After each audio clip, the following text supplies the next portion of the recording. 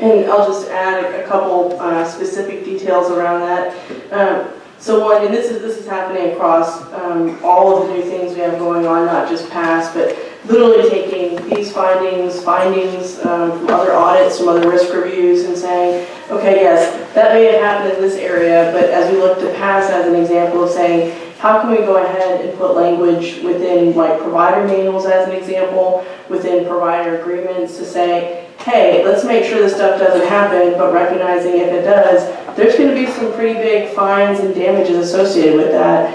One, so we're doing a better job of holding contractors accountable, but also quite frankly ourselves in terms of saying, if something doesn't get submitted on time, what does that mean? What are the repercussions? I think along with that, just to add a little bit more detail to what Director Gillespie said about the cross-agency teams, we are doing a lot more of this past as an excellent example, but also some of our current and upcoming procurements.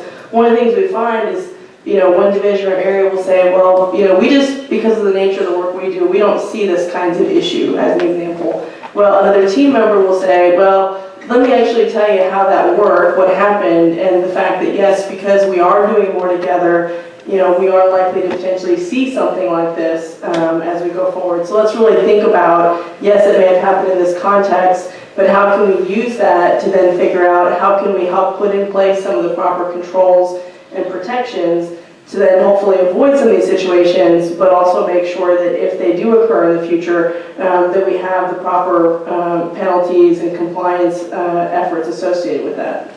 And I'll just add one final thing, which is, as we said a little bit earlier, OMEG's involvement has substantially increased. So in an area like PASS, not only have they been involved in how a lot of that gets set up from the integrity standpoint, but they have been actively, for at least a year, if not longer, really going through a lot of education and training and national programs, and have been inviting and bringing our folks with them so that together we're learning where the potential holes could be.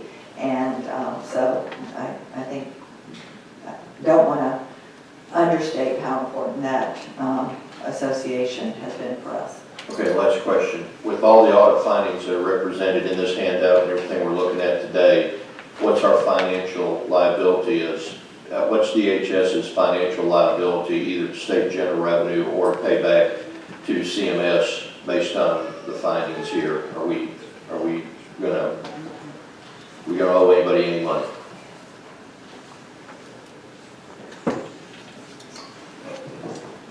So as we discussed at the last committee meeting, we do have the handout that you have, which is the management letter. It's you add up all the question costs, it's about $27.8 million.